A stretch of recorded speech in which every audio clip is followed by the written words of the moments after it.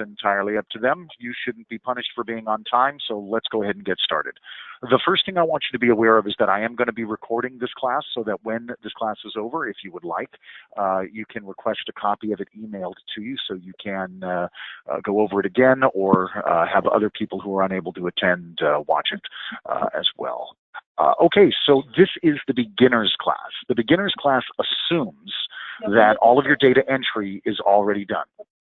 So it assumes that your staff is in the system and that their schedules are in, that your groups and services have been set up and you've assigned staff to those groups and services, that your inventory is in, and that your clients are in, or at least some of them. So that is assumed in this class. What this class is going to be covering is the appointment book, the point of sale, including processing sales and closing the drawer, and commissions. Okay? And if you have any questions at all, please feel free to interrupt me as I'm going, because I do speak rather rapidly. I'm trying to get a lot of information in a very limited period of time. So if you don't interrupt me with a question, you may never get that question in. If you're just waiting for me to take a breath, which sometimes I just don't do. All right, are we ready to get going? Sure. Okay, so in order to start, the first thing that we want to do is we're going to talk about the appointment book. Now, there are 3 different types of appointment books in the Transcend software. We will be focusing on 2 of those today, and that's the day view screen and the week view screen. To learn about the month view screen, you would go to the advanced class. So to start, we're going to talk about the day view screen. And to get to the day view screen, we go to the book and we left click. One time, that'll take us to our day view screen. The day view has everybody who's working for us today, October 9th. And of course, we can go one day at a time using these little arrows here. If I click this arrow, now it's October 10th. If I click it again, now it's October 11th. And I can use the left arrow to go back. And now we're back on, here we are. Now we're back on Tuesday, October 10th. Okay, now another thing that we're able to do is that same button. Instead of left-clicking on it, we can right-click on it. By right-clicking on it, it opens up what we call the week view screen. Now, the week view screen shows you the current day plus the next 2 weeks. And with these little plus and minus signs, I can add days up to 31 days on a single screen. So in this case, with the week view screen, I'm able to choose a specific employee, like Debbie, and I will see her schedule for today plus 2 weeks, okay?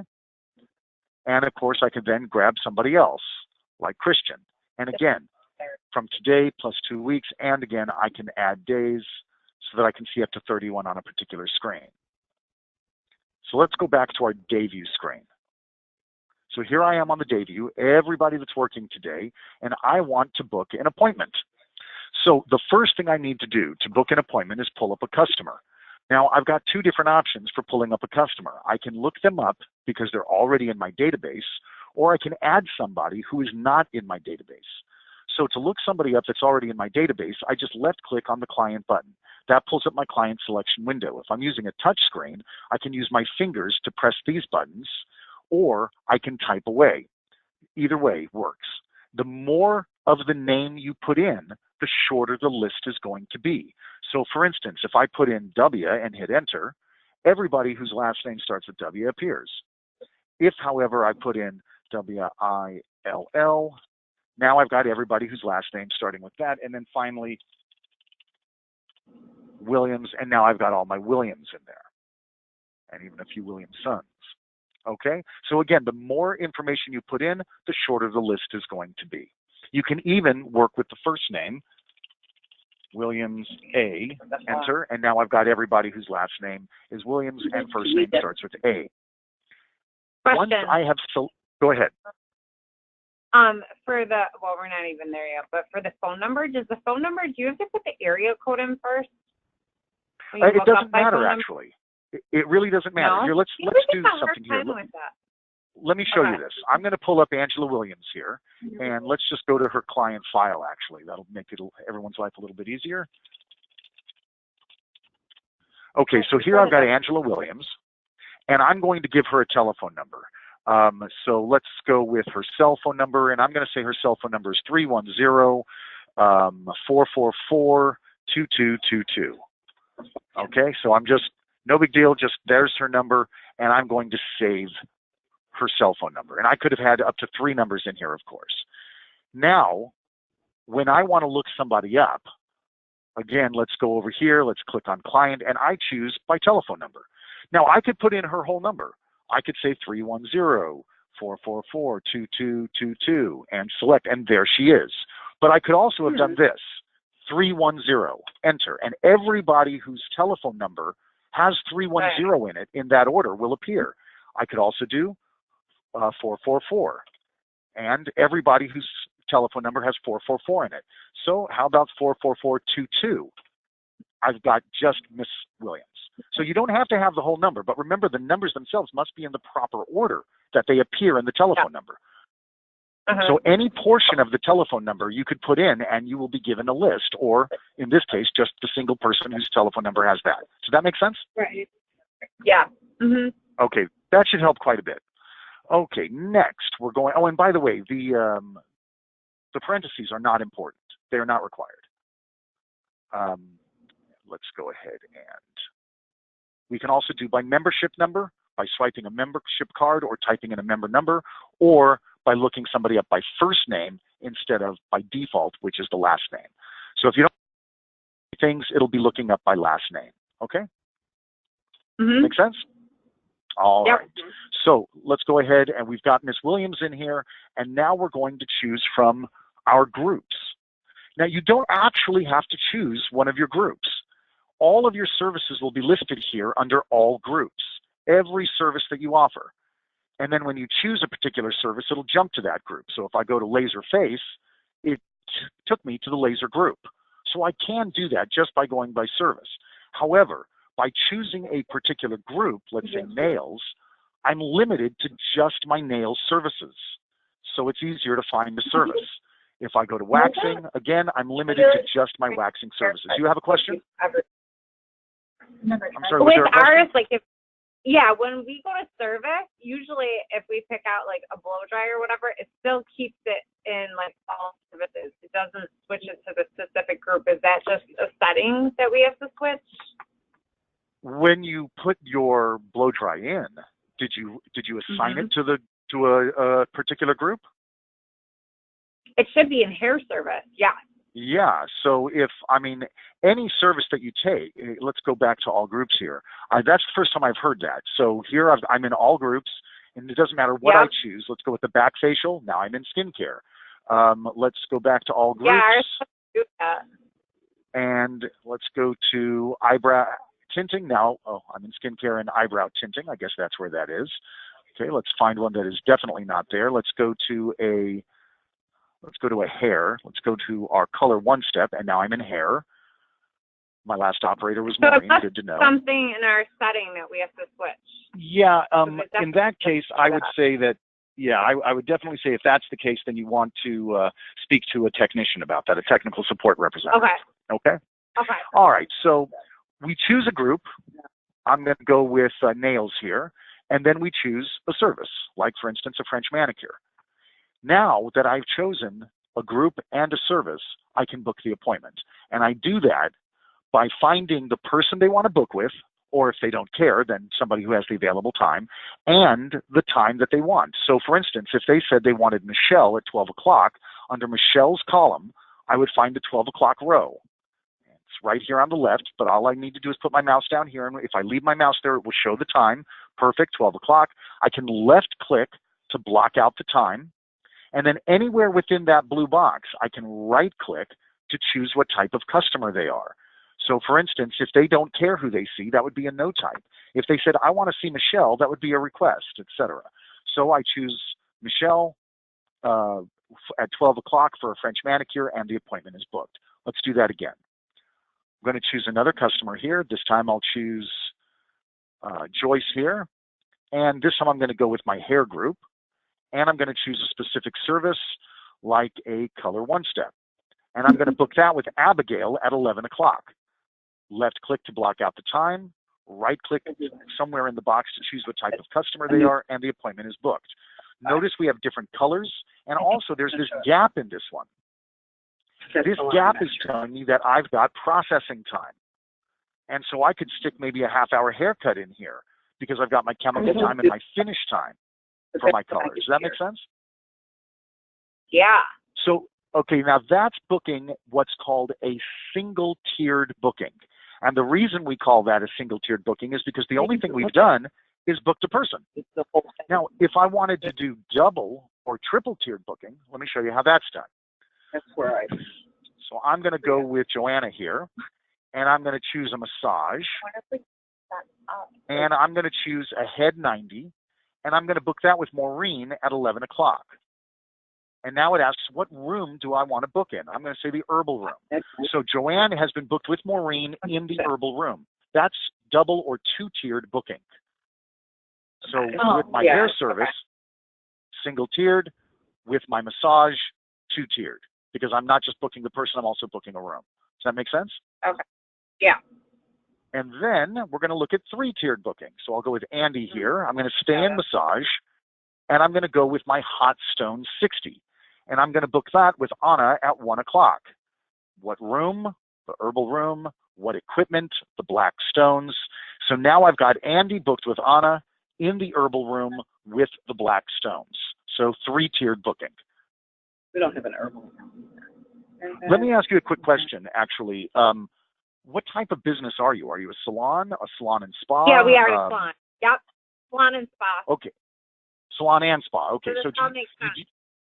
Okay, good. I just wanted to make sure that I wasn't going over things that you just don't care about. Yep. No. Okay, so yeah. okay, so now that we have made some bookings, and we could go back to our all groups if we want to, but we don't have to. But now that we've made some bookings, one of the things that we can do is reschedule an appointment. Now, there's two different ways to reschedule an appointment. I can right-click on the appointment, and I can select reschedule, and I can take it somewhere else, like 10 o'clock, and drop it in. That's one way to do it. Right-click, reschedule, come down to 1 o'clock, and drop it in. There is, however, this way, reschedule here. If I check this box that says reschedule, what I have done is activated my drag and drop feature. So now I can take the appointment and move it anywhere I want and as often as I want until I turn that off. So drag and drop is available to you really simply. Okay?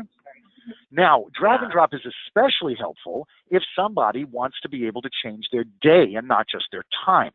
So for instance, if Sherry called and said, you know what, I can't make it today to see Debbie for my Brazilian blowout. What other times does she have available this week? So I'm going to go right up to Debbie, and I'm going to right-click on Debbie's name, and I'm going to select Go to Week View. So this is just a shortcut to Week View with Debbie already filled in. So now I can check my reschedule, and here's Sherry, and I'm going to move her to Saturday the 14th. Or I'm going to move her to Monday the 16th at 2 o'clock. Or I'm going to bring her to 12 o'clock today, back to 10 o'clock, back to October 10th. Okay? So just moving them around from day to day, different times, different days, real simple, but it's all on Debbie's book. Okay, question. So we yes, have an operator. We have an operator who does, well, a couple of people that work with an assistant. So, like, we have a Marina and then, like, a Marina 2. Is there any trick of doing, like, the week view to bring up both like, Marina and Marina 2, or can you only see the one operator at a time? No, unfortunately, you can only see one at a time. Okay. Yeah. All right. Yeah, there's no way around that. No, okay. No, I'm glad you asked, but no, you're only seeing one at a time. As far as the system is concerned, Marina is one person and Marina 2 is a completely unique person. Yeah. Gotcha. So it's like Marina Johnson and Marina Williams, and you just called one Marina 2 to shorten it. Gotcha. But as far as the system's concerned, these are two different people. Sorry about that. Well, I'd love to always give a positive answer, but there you go.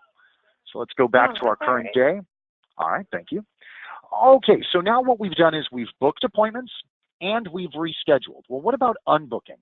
Now, sometimes people get a little bit scared when unbooking because of this. I'm going to right-click here on Sherry, and you'll notice I've got unbook, and I have unbook all this day, okay? This is the one that seems to scare people the most because they think that if they click on unbook all this day, they're going to wipe out all their appointments for that day. Well, of course not. Why would anybody want to do that? And certainly we did not put that into the system to do that feature. So the way it works is this.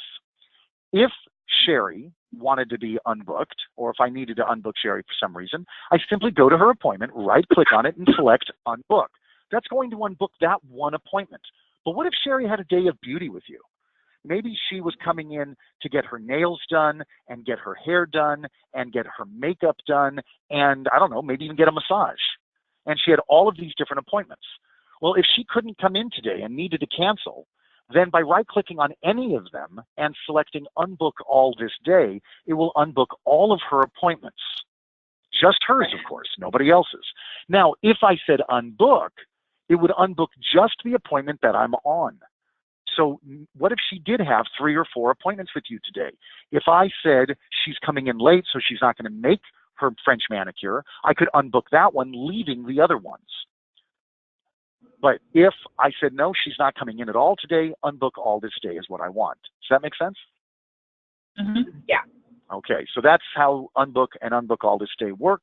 Now, another thing, when somebody is actually unbooked, oftentimes people, they just think it's vanished. It's gone. It's because because if you've ever done it before, right. It's no longer on the book.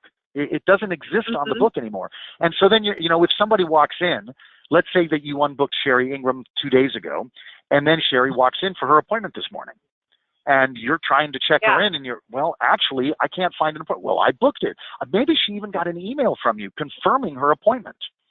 So she's got proof that it was booked.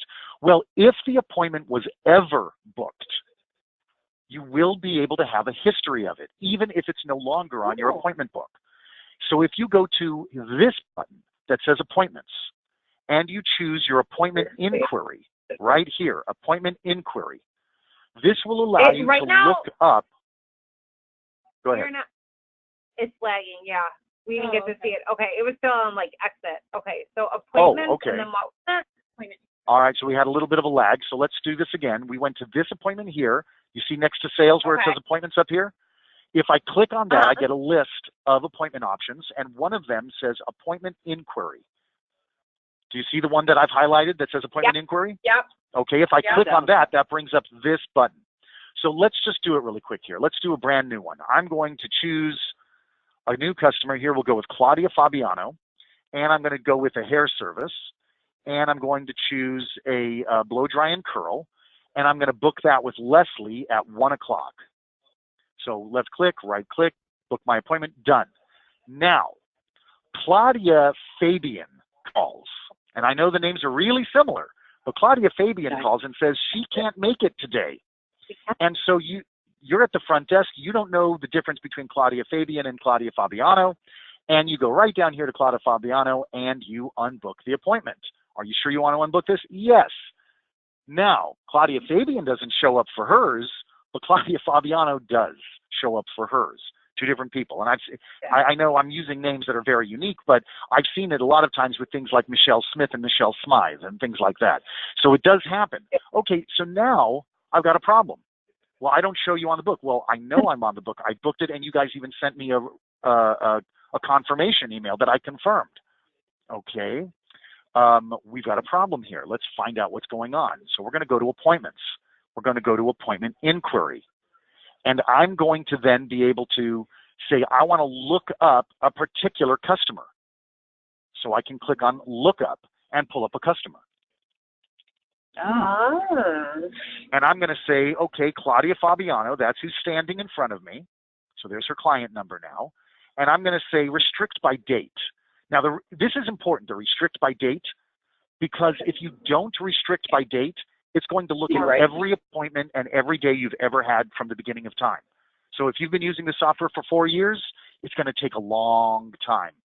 But if I restrict my date and say from, let's say, October 9th to October 10th, or I could have just said October 10th to October 10th because it was today. I could even do that. And then say Display. It's going to show me everything that has an appointment. Okay, and then I'm saying, wait a minute. I don't have any for Claudia Fabiano. No appointments. Okay, how about anything that was unbooked and Display? Aha, she was booked at 1 o'clock. She was booked for a blow dry and curl with Leslie at 1 o'clock, but she was in fact unbooked.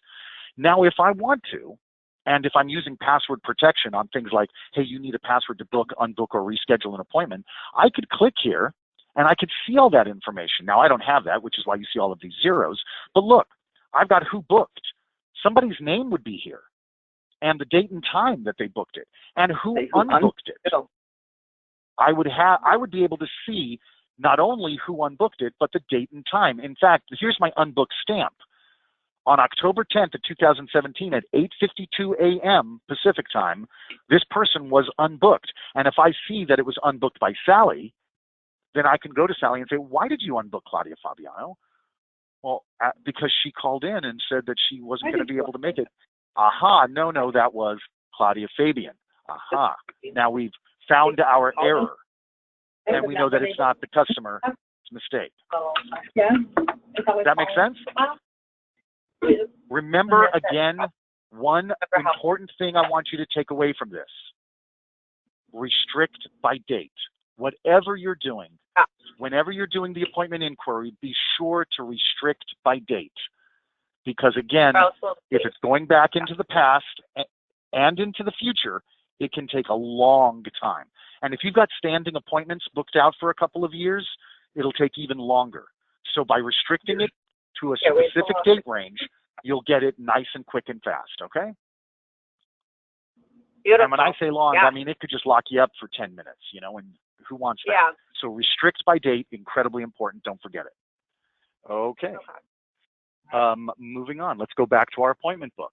Okay, so we've booked appointments, we've rescheduled appointments, and we've unbooked appointments. And we've talked about single booking, double booking, and triple booking, or actually single booking, not double booking, but two-tiered booking and three-tiered booking. Do you do couples massages? No, right now we just have one massage therapist. Okay, that's fine. Then we'll skip that. But I just want you to be aware that obviously you can do two people in the same room with two therapists, but you're booking the same room. And so I wanted to show you how to do that, but unnecessary for now, so we'll move on. Can you show us adding in a new client? Yes, absolutely. So in fact, there's several different places to do it. But if you needed to add a new client to book an appointment for them, then you want to do it right here from the appointment book. So here I am in my appointment book, and I'm going to go to that same button. But instead of left-clicking, remember, if I left-click, I get to look somebody up. Instead of left-clicking on it, I'm going to right-click on it. And I'm going to pull up a brand new customer. So I'm going to pull up somebody. Andrea Grady. So I put in Andrea Grady here.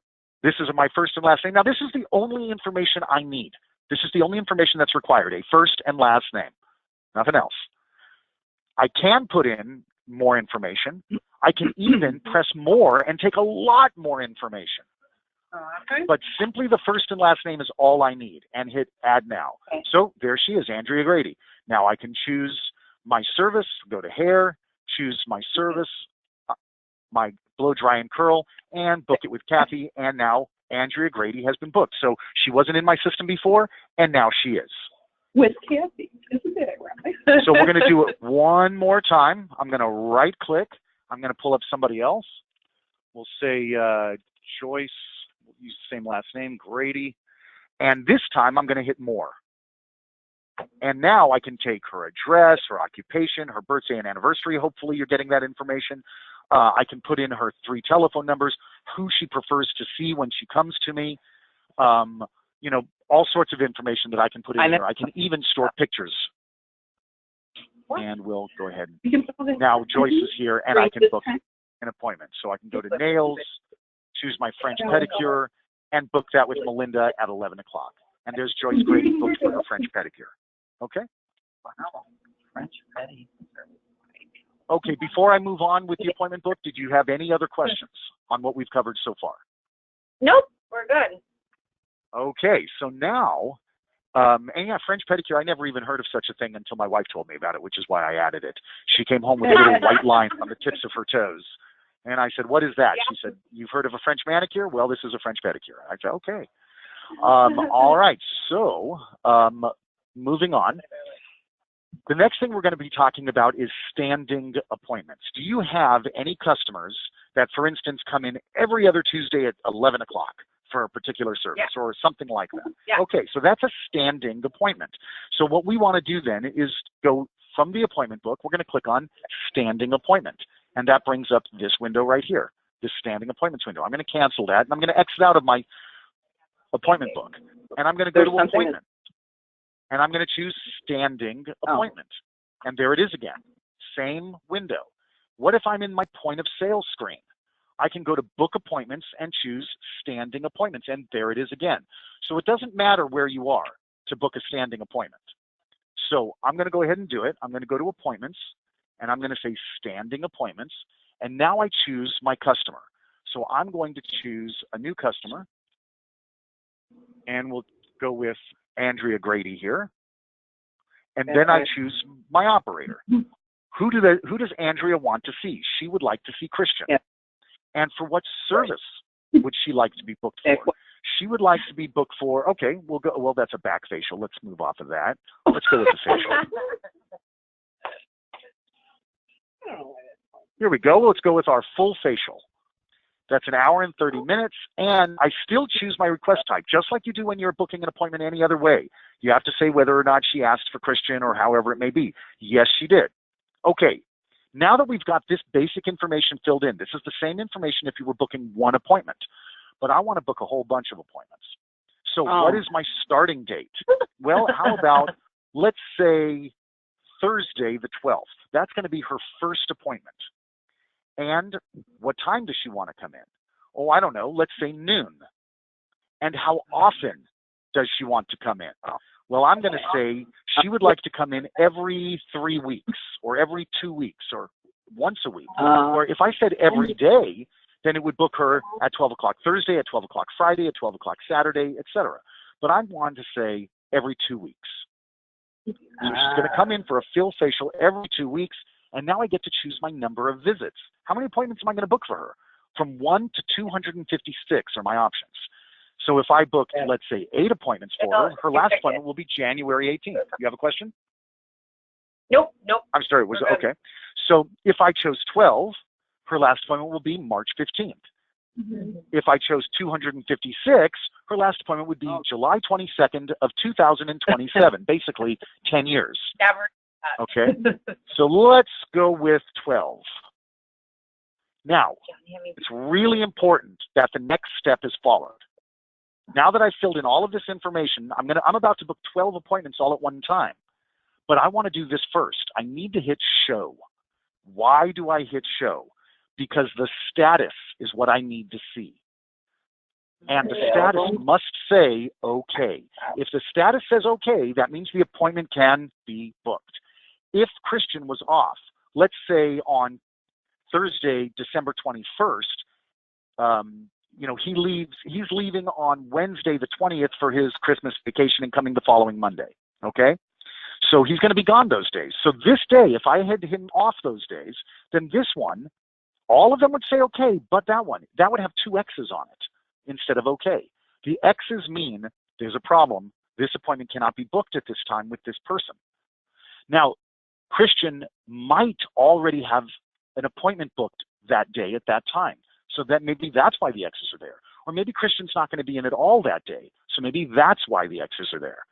So you've got a couple of options here. If there were X's here, you could click on it and choose either an alternate operator, and now Christian would not show if he was off that day, but he is working that day, which is why he's here. But let's just pretend he was off that day. I'm going to go with Debbie. Then I can choose an alternate time. Only the times that Debbie's available will show. So 12 o'clock may not work for her, and it doesn't, obviously. She's already got things booked. So maybe that's not going to work. Okay, let's go with Michelle. And aha, we do have a 12 o'clock with Michelle available. So now I've got all of these appointments booked. But on that particular day, I've got an alternate. And Michelle's going to handle her on that day because Christian's on vacation. Does that make sense? Yeah. So now I can go ahead and just say book. Appointments have been booked. They've all been booked. So let's go ahead and take a look. Let's go to, there it is, and there's Andrea Grady on October 12th with Christian at 12 o'clock for a full facial. Let's go forward 2 weeks, and now let's go to Thursday, And there's Andrea Grady on October 26th with Christian at 12 o'clock. Let's go forward 4 weeks, plus a couple of days. And there's Andrea Grady at 12 o'clock with Christian again for a full facial. So as you can see, they worked. Now, I want to show you something else in the same standing appointments. I'm not going to go through that process again. You just saw it, but there's this button here that we did not talk about, auto standing. Yeah. What does that mean? Okay. It means it goes on forever, ever. That's exactly right, basically. If Miss Grady was booked for 12 appointments, and I checked this box, auto standing, and then booked them all, every time she used one of her appointments, it would stick another one at the end. So she would always be 12 appointments out. As she uses them, it just keeps adding one to the end of the line. That's what auto standing is. Does that make sense? Yeah. So if somebody bought like a series, go ahead, I'm sorry.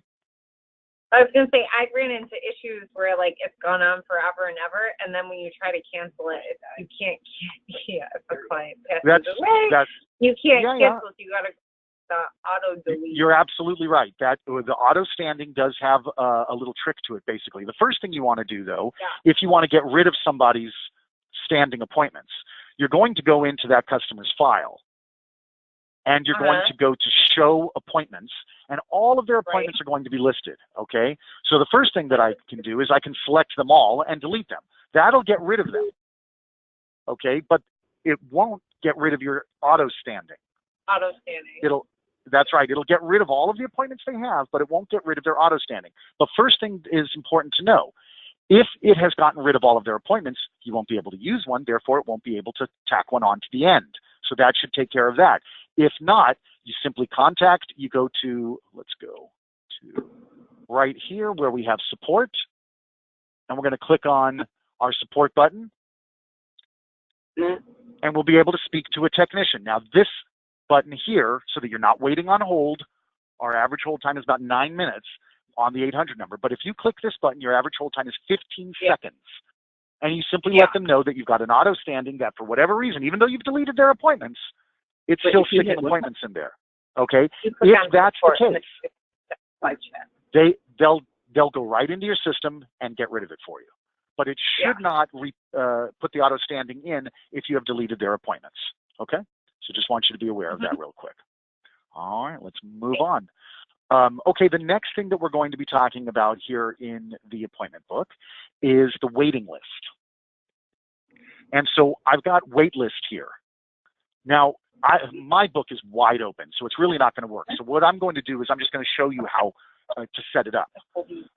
So I'm going to go here to place on appointment waiting list. So the first thing I need to do is choose a customer. So I'm going to choose Maria here. And then I'm going to choose who they want to see, like Christian. And what service are they interested in? We'll say an anti-curl with haircut. And then I get to choose my date range. Now, what if Christian was booked solid today through next Monday? Just booked solid. There's no open availabilities. And they say, okay, if anything becomes available this week, please let me know. Okay, anything becomes available this week. So today, Tuesday the 10th, so Wednesday's the 11th, so Friday is the 13th, so we're going to say from October 10th to October 13th. Just going to change my date range there and hit enter. And when I do that, you'll notice Tuesday, Wednesday, Thursday, and Friday have now all been checked. Now I can choose what time. So Christian comes in at 10 o'clock and he leaves at 5 o'clock, 10 a.m. to 5 p.m., and then I would hit save. By doing that, this appointment will now have been put on the waiting list, and if anything becomes available, so if you reschedule or unbook an appointment that Christian has that is long enough, so you might say, wait a minute, I unbooked an appointment for Christian on Wednesday, but Maria didn't pop up, and I know I put her on there on the waiting list. She should have come up. Well, if he's booked solid, and this appointment, this anti-curl and haircut, is an hour and a half long, and you unbooked an hour-long appointment, that didn't free up an hour and a half, so Maria's not going to pop up. The time required for the service must be available for it to work. Does that make sense? Mm-hmm. Yeah. Okay, just because we've gotten that before. People have contacted us to say, hey, there's a problem, only to find out that they freed up a half hour for an hour and a half long service. Well, that's not going to generate the pop-up. But if you did free up an hour and a half and somebody was waiting for anything from an hour and a half or less, then the first person waiting for Christian would pop up. And it would allow you then to simply book their appointment by hitting accept, and it will replace the appointment that you're rescheduling or unbooking with the appointment that was waiting. What if more than one person is waiting for Christian for that same date range because he's booked solid, remember? So the first person that you put in to the waiting list is going to pop up. And if they accept the appointment, then they're in there. The next opening that would appear would then be the next person waiting for Christian. However, you might call Maria and say, hey, Maria, just wanted you to know that an appointment with Christian has become available on Wednesday at 11 o'clock. And she says, oh, gosh, of all times, that's the one time this week I really can't come in because my kid's got a blah, blah, blah. Okay, so you cancel that. And if somebody else was waiting for Christian, theirs would then pop up. And Maria would have been put back into the queue to wait for the next one to come up. Does that make sense? Cancel that. Yeah. All right. So that is the waiting list. At any time, you can go to the waiting list and hit display appointment waiting list, and you will see everybody that's waiting. So if you were like, hey, somebody should have popped up on that, so I want to see what's going on. So you go there and you look and you say, oh, her appointment's an hour long and I just freed up 45 minutes. That's why she didn't pop up, or something like that. Okay? And of course, if somebody calls and says, you know what, I've decided I'm taking a vacation this week, so you can just take me off the waiting list, that's the same thing. You can go to display waiting list, highlight their name, and remove them. Okay? All right. Okay, so for the purposes of this beginner's class, we are now done with the appointment book, and that's the majority of this class. Now we're about to jump into the point of sale, which is going to go by much faster. But do you have any questions for me on the appointment book before we move to the point of sale? No, I think we're okay. All right.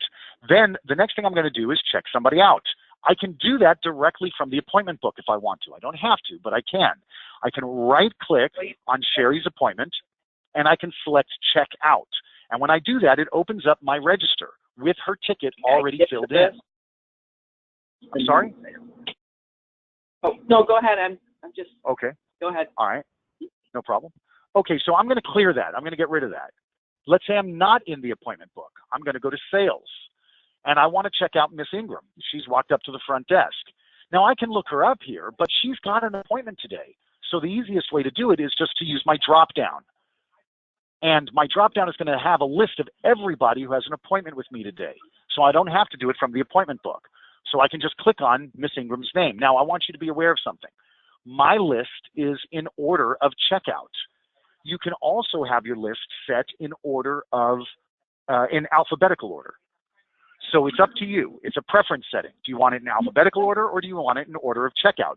Miss Ingram is the first person booked for that day, so she is also the first person to be checked out. So the names of your customers should be at or near the top as they come up to the front desk. So I'm going to click on Sherry, and again, it fills in her ticket, and perhaps I'm ready to go, but perhaps not, because perhaps while she's there, she was upsold. If she was upsold, yes, I could have booked something in the appointment book for her, and then they both would have appeared. But what if I didn't book the appointment? She was only booked for the Brazilian blowout, but while she was there, somebody said, you know what, would you like a, I don't know, hand massage, or would you like a, you know, a pedicure, or whatever it is, while you're sitting in the chair for all that time? And she says yes. Okay, so service. She saw, let's say, Kathy as well, and she got something else. We'll just go with a, not a laser, something that we can keep her in there. We'll just go with a pedi. So she saw Debbie for a Brazilian blowout for $350, and she saw Kathy for a pedi for $40. So I added it to her ticket by clicking on service. Now, as she walks up to the front desk, she pulls off something from my shelf. one of my pieces of product. If I know the SKU number of that product, I can just type it right in here to this retail ready field. That's what this field is. So if I know my SKU number, I can just type it in and hit enter. And who's getting the commission? Leslie. So Sherry was sold by Leslie the Justin All-in-One shampoo for $21. Great. I'm going to remove that. What if I don't know the SKU number? Well, if I've got a barcode scanner and the product's got a barcode, I could just scan it in. I could do that too. But what if I don't have a barcode scanner and I don't know the SKU number? Then I can press the retail button. And now I can look a product up by SKU, by UPC, or by vendor. I can even look it up by manufacturer and category and through my list of products. Or probably the easiest thing to do is just hit search. And I can type in a portion of the name, any portion I want, and hit enter. And every product that I have that has that in its name is going to appear. So I can scroll through them. Aha, there's my Justin All-in-One shampoo, and accept, and I'm ready to go. I can choose who made the sale and more if they got more products, or last, and I'm ready to go. When you have two operators, designate which one gets the credit. So now I've got Debbie did a Brazilian blowout, Kathy did a pedicure, and Leslie sold the Justin All-in-One shampoo. Everybody's getting their commission properly. Now, what about a tip? Again, I can do tips several different ways. Well, you can do it that way. The most common way to do a tip in salons and spas is to allow people to give cash directly to the provider. So sometimes people even allow them to put more money on their credit card to get change to give it to the providers. I need to warn you about that. Technically, you are not allowed to do that. Technically, that is considered a cash advance. Technically, that requires a banking license to do. And if somebody were to think on you, no one's going to, but if somebody did, the credit card companies can prohibit you from accepting credit cards for up to a year. Now, I don't know about you, but if I couldn't accept Visa or MasterCard for a whole year, that would be a nightmare for my business. So we definitely want to get away from that. Now, if the person wants to pull cash out of their wallet and give it to your providers, more power to them. And you don't even need to keep a record of it if you don't want to, if that's your way of doing business. However, the way that you should be doing it is by pressing this gratuity button. This allows you to keep a record of the tips. Now, does that mean that you can't give the tips directly from the drawer? Of course you can. But by keeping a record of the tips, you can also add the tips to their payroll instead of just handing it out of the drawer. But you could. What do you mean? Now, like you can I can put a dollar amount in here for Kathy. You can check in the computer. So I'm sorry, was there a question? Well, we were just thinking, like, we take cash tips and we put it in an envelope and then it goes into a box and then we don't record it. We don't record it. But this was kind of like, That sometimes makes you sense. get into, oh, I got a tip and I didn't get it. But this way you could document it. You would definitely have a record of it here. Yeah. But I need you to be aware that if you have a record of it here and one of your employees does not report their tips on their taxes and they were to get audited, the IRS could actually ask you, the business, for a record of their tips. So if you're not doing it this way, you could run into some trouble. Which is, again, why I highly recommend that you do it this way. Now, I'll be honest with you. Under a certain level of tips and a certain level of income that most people have, they're not going to do that. The IRS is not going to do it. But I am not going to stand here and pretend to be an IRS expert and tell you what you can and cannot do. I'm telling you the way it should be done. That's the only thing I can do. Does that make sense? Okay. Yep. Okay, so we're going to put in a tip here for Kathy. I can put in a dollar amount and hit accept, and then go back in and put a dollar amount in for Debbie and hit accept. Or I can apply a percentage, like 15%, and hit accept, and it does the math for me. Debbie's going to get $52.50 and Kathy's going to get $6. And I can highlight them and remove those items as well if I don't want to do that. If I'm not going to keep a record of it, that's fine. If that's the way you do business, if you're not going to keep a record of it. But remember, it's so important. If you're not going to keep a record of it, do not allow them to put extra money on the credit card. So somebody wants to pay. Sherry owes $411. And she says, you know what? I'm going to write you a check for $460. And you give me $49 back, and I'm going to distribute that to the ladies. Okay. Or I'm going to pay you $420 in cash, give me my $9 in change, and I'm going to reach into my purse or wallet, and I'm going to take the extra cash out and give them, okay, you can do that too. But what you can't do is this. Credit card. I'm going to put $460 on the card. You give me $49 in change from the drawer, and I'm going to use that money to tip your staff. Or even I'm not. I need extra cash, so I'm going to put more money on my credit card. Unless you have a banking license, you can't do that. People do it all the time, but it's technically against the rules, and you could actually lose your ability to accept credit cards if it were found out. Now, why are the credit card companies so anal about that? The truth is they charge you a higher rate for a cash advance than for a standard credit purchase.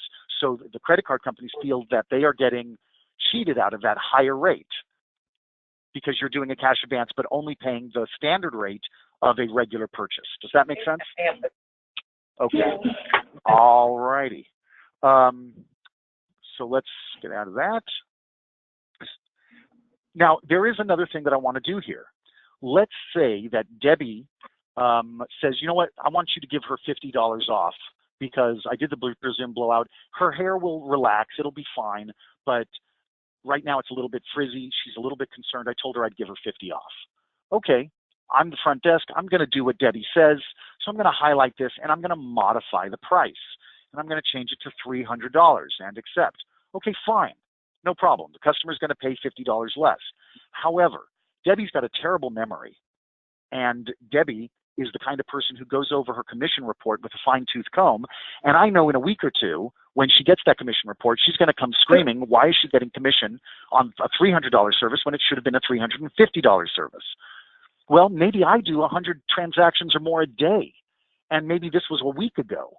So I've done, hundreds and hundreds of transactions. I don't remember. I have no idea why I changed that. And God forbid the customer paid with cash, it might look like I've pocketed money. So what I can do is go to notes here and put in a note. Like Debbie said, 50 off because blah, blah, blah, whatever the reason was, and accept. All right, so we're going to go to payment, and we're going to accept her payment. She's going to give me $400 bills and accept. I get my change, $39, and accept. I'm done. A couple of weeks have gone by, and the nightmare problem that I knew was going to happen does happen. And I think to myself, I don't know. No problem. Let's look her up. So I'm going to find Miss Sherry Ingram. There she is. And I'm going to go to her history. And I'm going to, whoops, wrong Sherry Ingram. Let's try that again. There she is with a Y. And I'm going to go to her history. And on October 10th, 2017, she saw Debbie and got a Brazilian blowout for $300. Click. There's my note. Debbie said 50 off because blah, blah, blah. So now what I've done basically is I've covered myself as a front desk person. Anytime a transaction is out of the ordinary, it's a good idea to press that notes button right there. Now, you cannot press the note after you run the transaction. Before you go to payment, so let's just very quickly go to Joanna. Don't go to payment and accept her payment and then go to notes. That's not going to work. When her ticket is up here, you go to notes, type in your note, and then go to payment and process the transaction. Then your note will be attached to that transaction. If the transaction has already been run, you can't attach a note to it. Awesome. Okay? All right. Okay. We talk more about refunds and some other items here in the point of sale in the advanced class. For the purposes of the basic beginners classes, I'm sorry, go ahead. Question? No, sorry. Our pager is just showing up in the office. I'm sorry. You're good. That's okay. That's all right. Okay, so for the purposes of the beginners class, we're done with the point of sale. Unless there was something you really wished I was going to go over and I didn't, or if you have a question on anything I covered before we move on to commissions and closing. What is this? What is the series button? What does that do? Okay, it's a good question. Let's pull up a customer here. Use it, but I know that Miss Grady does not have a series because I just added her. So here's Miss Andrea Grady, and I'm going to go to series, and I get to sell her a series. So what is a series? Let's say that you, a customer comes in, Andrea Grady comes in and gets a haircut. Well, she's been coming in and getting a haircut every 6 weeks like clockwork. Okay, every 6 weeks she comes in, gets a haircut, and you charge her, I'm going to do simple math in my head, $100. Okay, so you might create a series of 5 haircuts. Well, if she bought 5 individual haircuts, that would be $500. So you might say, you know what, if you buy 5 haircuts at one time, we're going to charge you $450. So she pays you $450. She has now bought a series of 5 haircuts. So let's do it. I've already got a bunch of series created here. Let's go with a crystal scrub. No, let's not do that one. Let's go with a Swedish 10. She's buying 10 Swedish massages, and these are Swedish 90s. Okay, and now I'm going to go ahead and notice my series price is $900. She bought 10. They're $100 each. It should be $1,000. So I am giving her a discount. And I can put an expiration date on here too if I wanted to. So I could say it expires on 10/01 of 2021 if I wanted to, and accept. $900 payment. She pays with a credit card, for instance. We'll say it's Visa, and accept.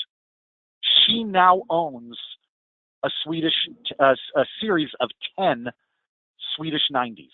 Okay, so Miss Grady comes in, and she sees, I think Christian does Swedish, so let's find him. She gets a Swedish 90 from Christian. The client has a series on file for this service with 10 services remaining. Andrea Grady seeing Christian for a Swedish 90, and the little S there reminds me that she owns a series for this. She owes me $100. I go to payment. She's not going to pay with cash or check or credit card or gift certificate. She's going to pay with series, which she already owns. And she owns 10 of 10. She's going to use 1 and accept, done. Miss Grady comes back in 6 weeks later, and service, she sees Christian, and she gets her Swedish 90. There it is. The client has a series on file for this service with 9 services remaining. She owes me $100. She's going to pay with her series, and she has 9 of 10 now until she uses them all up, and then she can buy one at a time again. So then the question becomes, how did we create that series? Now that you know how it's sold and how it's used, how is it created? Setup, configuration, sales register. Where are we? I lied. General series. There it is. Setup, configuration, general series. Now, a series does not have to be, by the way, just for a single service. You might, let's say you have a day of beauty. That is a massage, nails, facial, makeup, and hair. A blowout, let's just say. And so those are 5 different services. I could actually then give the series a name. I'm sorry? Or I'm just thinking about like our spa days. Okay, go ahead. So I could give this series a name, and let's pretend that we call that our princess. So I call this series Princess, and then I choose 5 European facials, 5 French manicures, 5 blowouts, 5 whatever, and 5 whatever. Or I could have done it just for a single service like the Swedish 90 that I did. So let's do this one. I'm going to call this the Full Facial 5. So my series name is Full Facial 5, and the service is going to be for the, you guessed it, the Full Facial. There it is. And I put in my quantity. I'm going to say it's for 5. And my total price. 5 times 85, that's 5 times 8 is 35. That's 40. 25, so that's $465, I believe, or something like that. And then my total price, I'm going to give it a discount, so I'm going to say it's just $400. $400. So my full facial 5 for $400, it's for 5 facials, and except it now exists. I go into sales, I pull up a customer like Sylvia here, and I can now sell her a series, and I can sell her a series like my full facial 5 that I just created. Cool. Get it? Yep. Don't forget, I'm recording this, so you can always go back to look at what we just did. Okay. Okay. So any other questions on the point of sale before we close the drawer and then move to commissions? You actually don't have to do commission because we don't do commission. No problem. Okay, so any questions on the point of sale before we move to the closing? I right, guess, so let's talk about, we don't do... Go ahead, I'm sorry. Go ahead. No, you're good. I was just trying to see what? How to delete. Okay, so let's talk about closing the drawer. Do you know how to delete? Go ahead. Do you know how to delete inventory files? Yes, absolutely. Normally not covered in this beginner's class, but you know what? It's just you guys, so what the heck? So I'm going to go to, absolutely. I'm going to go to inventory here, and I go to products. And I've got add, modify, delete, merge, load, send transfer, receive transfer, and set VAT rates. So delete is one of my options. Well, if I go to delete, I can choose, let's go to my manufacturer and say my Beakian Labs, this is my product that I get from Beakian Labs, and I can check it and I can make it inactive, or I can discontinue it, or I can simply delete it outright. Now, why doesn't it let you see? Now, is that the only way to do it? Is to pull up this particular? Let's say that I wanted to mark it inactive, or maybe even discontinued. Then I can go to inventory, and I can go to delete discontinued products. So I might have marked a bunch of products discontinued, but then when I hit delete discontinued products, all of the ones that I had marked discontinued will now be deleted. So that's another way to do it as well. Okay, what if I have it's called a new when you're creating a product, you're creating a file for a product, and there's a new SKU, new SKU. I have a bunch of SKUs that are blank that were done way in the beginning. I have a whole bunch of blank SKUs. Like you open them up and they're just a blank, and they have some of them have like at ampersand, symbol on it. How do I get rid of that completely? Okay. The system is using sequential order. So if you had a product that was, SKU number 200, and you deleted it, 200 is now a blank piece of inventory. It doesn't exist anymore. But that doesn't change all the SKU numbers on your other products. And we did that on purpose. We don't want to change those SKU numbers on the other ones because you know what those SKU numbers are. You may be using them, et cetera. And so if you changed one and then they all fit back into place, then all of your SKU numbers after that might have just changed. And you don't want that. Yeah. So what you can do is reuse a blank SKU number. So you can go to a SKU number, let's say like 200, that is no longer used, it's blank. And instead of going to new SKU, you could put in a SKU number, like this one here, 200. There's nothing in here. Notice that was not, when I hit new SKU, it gave me my 30020. That was going to be the next one in sequence. But I'm saying, no, I want it to be this number. And then you put in your product and say that you are now taking over that old SKU number. So in order to find that, you can always, of course, go to inventory here. If you left click, it'll bring up individual products. If you right click, it'll show you all of your products. And you can go through your pages like this, and you can find some of your blanks, some of your empties, and say, okay, I want to reuse that number. Blanks all print out. Yeah, that was the problem. We were printing out inventory, and all the blanks are printing out. Okay. But then so you can certainly reuse those. And again, you don't want it to be at the end. Don't get me wrong. If you've got a product in there like 30020 and you want to move that product to take over SKU number 200, you could do that. You could put the information in for it on 200 and then delete 30020. Hopefully you didn't have a history on that product though, because if you did, you lose that history. Yeah. Okay. All right. Okay, thank you. My pleasure. Okay, so the last thing, and actually we don't have any more time, but I'm going to do the closing anyway, because a lot of people get confused by it. So we've ran a few transactions. Let's just very quickly run a few more here. We'll take cash here, and we'll do this one here. We'll do credit card. Here's my, that was a formula. We're going to do credit card on this one. Say that was a MasterCard, and accept and accept. And we'll do one more here. Joyce Grady here. Payment, and she's going to pay with a check number 123, and accept and accept and done. And now I'm going to close my drawer. So I've done my transactions for the day, and I go to register, close. Now the first thing it's asking me is to do my paid ins and my paid outs. This confuses people all the time. They look at that and they just hit continue and never even read this. And then at the end of the day, when they do their drawer closing, they're saying, oh, I'm $20 over, or I'm $20 under, and you don't have a reason for it. So now you've got to go through all of your transactions and try to figure it out. And you go through your transactions and you're like, nope, all the transactions are right. So what's going on? Why am I $20 light? Well, you're $20 light because the boss is the boss, and the boss walked over to the front desk earlier that morning when somebody else was at the front desk and said, give me 20 out of the drawer, I'm going to go buy coffee.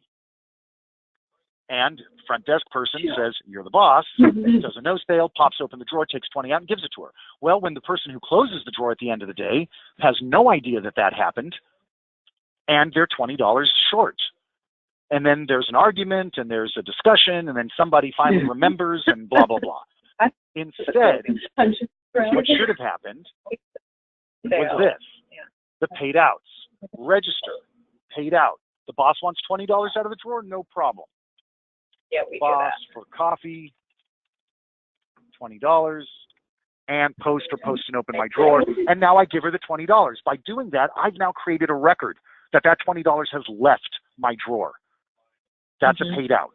Paid in is exactly the same thing, but an opposite. Paid in. Maybe the following day, the boss came up and said, here's that 20 I took from the drawer a couple of days ago. And so I stick that in my drawer. Well, if I don't have any record of it, my drawer is going to be over $20. So I do a paid in. Same thing. So when I go to register and I go to close, it's saying, hey, did you have any paid ins or paid outs today that you didn't do? If so, do them now. Cancel and do them now before you close. And if you didn't have anything like that, then don't worry about it. Then you can continue. So then our next step is our float. This is the amount of money that we are leaving in the drawer for the following day. 200. Okay? The amount of money we're leaving in the drawer for the following day. That's our float. So I'm saying we're going to leave $50 in the drawer and accept. So now I've got my deposit slip. Do I have to use this? No. I could just ignore it and hit accept. I could also click on receipt and get a record of it. I can also type in a deposit number and click on a receipt. So I can print out a deposit slip, or I can use my own deposit slips that my bank gave me and put that number in here.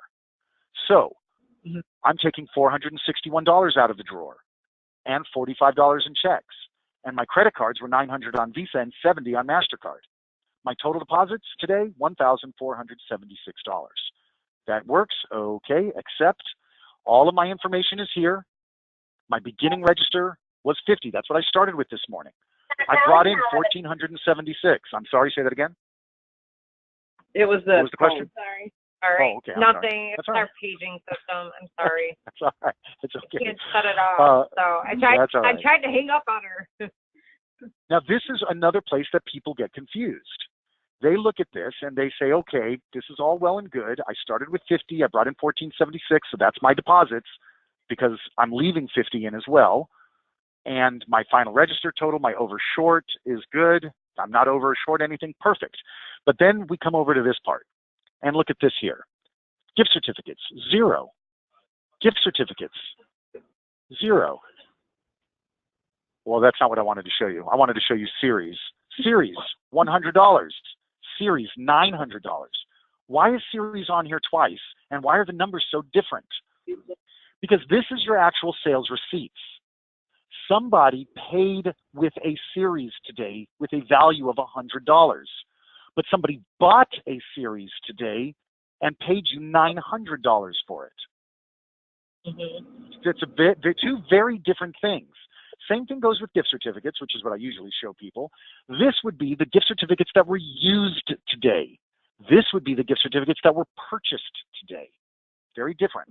Does that make sense? Okay. Yeah. So here are your receipts, your deposits, and your breakdown of sales. And you can then accept your close. Yes, and I'm done. If I ever want to see it again, I can go to View, Prior Closings.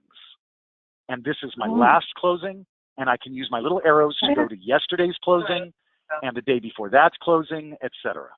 And I can print them out at any time as well. Okay? Guys, that's the class. Unless you have any questions for me, that's the beginner's class. But I am happy to answer any additional questions you might have. We have one more question. When you just saw how you can like see the prior closing, can you like modify it after that point if there's like a mistake or no? No, you cannot modify a prior closing. However, you can modify a transaction that happened in the past so that when you run a report for a particular day, that that report will show the changes that were made. But the closing is the closing. You said, this is how much money I had in here. But you can change. You can roll over a previous close. So, for instance, if I just closed today, I can get rid of that close, make changes, or do additional sales, and then close again. That I can do. But if it was like a week ago, a closing from a week ago, I could go and change some of the transactions from that day and then run reports to show me new numbers and new commissions or new whatever, new sales numbers, etc. But my closing report is still my closing report. No, still gonna stay the same. Gotcha. Are you doing the advanced training for 1 p.m.? Yeah, I do all the trainings when I'm here. The only time I don't do the trainings is when I'm not here. So I'm supposed to do that one. Can I just stay on with you, or do we have to like disconnect? No, it's a different. Yeah, it's a different meeting because other people might have signed up for it as well, and so it'll be a different dial-in telephone number as well. Okay, gotcha. Okay, all right. Well, then that's it. I guess I'm going to see at least one of you in just a few minutes. Perfect. All right. Did you guys Did you want this class emailed to you? Yeah. Sure. Okay.